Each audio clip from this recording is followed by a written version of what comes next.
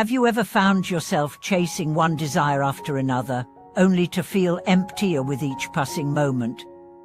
Do you wonder why, despite your best intentions, your mind still latches onto every fleeting thought and emotion? Welcome back to the channel, dear friends. I'm your Dharma guide. Today, we dive into a stark reminder from the ancient: those who follow only their own inclinations have no real practice. By this, the masters warn us against mistaking personal likes and dislikes, judgments and attachments, for genuine spiritual progress. In the next journey together, we will unpack why relinquishing self-will is the very heart of authentic awakening, drawing upon the Buddha's own teachings, the illuminating anecdotes of past masters, and my own contemplative experiences. Let us begin.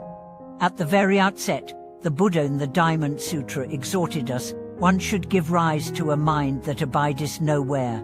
This counsel reveals the danger of chaining ourselves to every rising thought, joy, anger, fear, or craving as if they were the ultimate truth. Imagine a lotus leaf drifting aimlessly on a pond's surface. If it allows every ripple to carry it, it never roots. Likewise, a mind swayed by every inner stir cannot anchor in clarity. When we cling to sensations or views, we slip into the very traps the Buddha dismantled at Sarnath with his middle way: neither indulgence nor harsh austerity, but a freedom born of non-attachment. Consider the tale of a young bhikkhushu who, inspired by hearing of strict monastic discipline, hurled himself into exhaustive austerities. He fasted until his limbs shook, only to find resentment and agitation festering in his heart. One evening, an elder monk approached him under the moonlight and said, "Precept is not self-torment, but self-protection. If you force your body into suffering to attain purity, you remain bound by delusion. Uphold the Vinaya as the Tathagata taught it, not as your own tyranny." In that moment of compassion, the bhikkhu laid down his self-imposed burdens and embraced discipline with respect and ease, and for the first time tasted true serenity. In household life, the snare of following one's whims appears everywhere. We vow to practice mindfulness, but skip sitting when the aroma of a favorite dish beckons. We resolve to maintain patience, but snap at a loved one when chores seem insurmountable. Each lapse springs from the same root, the self-centered mind that judges experiences as good or bad. Yet the Buddha warned, when the mind follows conditions, it breeds affliction. Only by resting in the natural purity of mind, neither grasping nor rejecting, can we see the world as it truly is. To help you untangle these knots of self-will, offer 3 daily method. Observing the breath is selfless witness. Anchor your awareness gently in the rhythm of inhalation and exhalation. Notice thoughts arise and dissolve like clouds, without clinging. 6-fold inquiry into thoughts. At any moment, pause and ask, is this thought a Dharma-aligned movement or merely the pall of personal preference? Honoring the 3 jewels.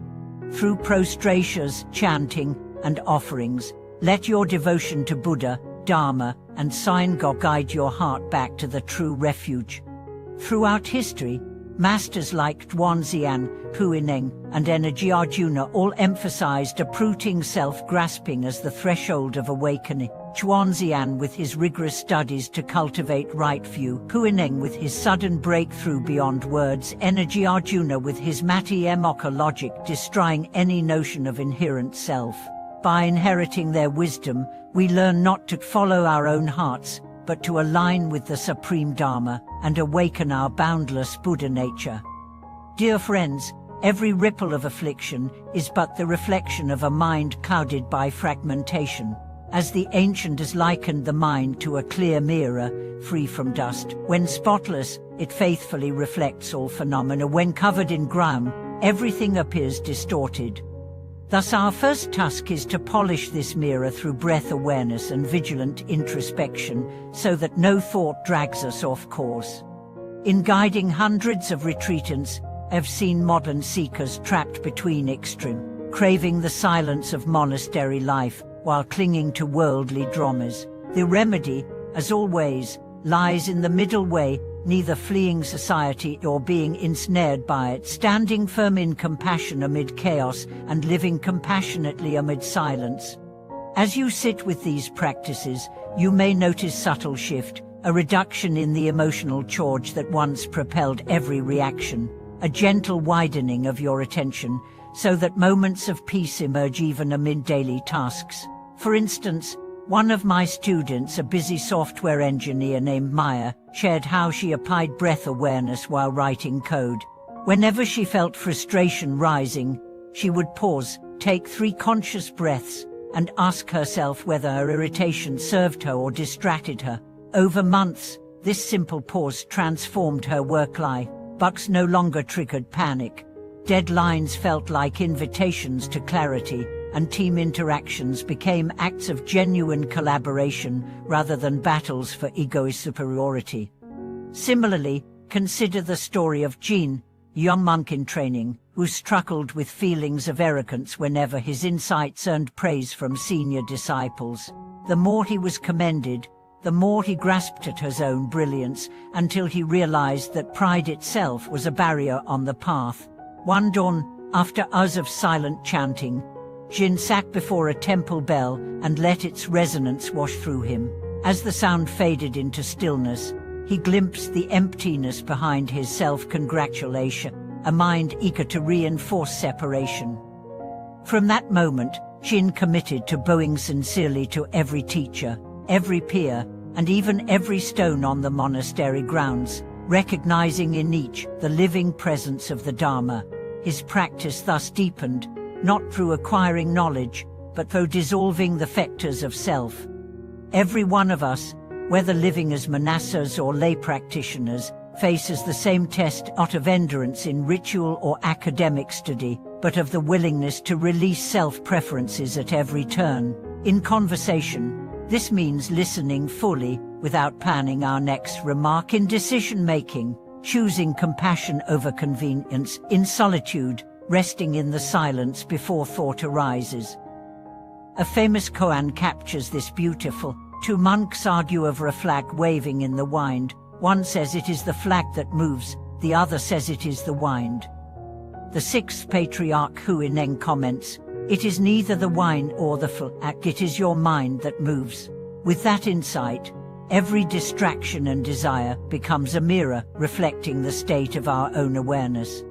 To translate these insights into daily life, I invite you to experiment with micro-practices. Before answering a message, pause and recognize the impulse urging you to react. Before consuming a snack, notice the craving driving your hand. Before judging another's actions, look inward at the story your mind tells. Gradually, these moments of interruption become opportunities for freedom, revealing the space between stimulus and response, where true choice resides. Over time, as the mind disidentifies from its fleeting preferences, you will find a new kind of aliveness, one that is neither dull nor frantic, but clear, flexible, and compassionate. Tasks once seen as chores become expressions of service. Relationships flourish as you engage without hidden agendas. Even challenges serve as invitations to deepen presence. This is the true fruit of letting go of the heart's whim, not a sterile neutrality, but an open-hearted engagement with life's full spectrum. May this reflection inspire you to continue exploring your own mind's tendencies, to honor each moment of awareness, and to walk the path of formless practice with courage and curiosity. Thank you for watching this video.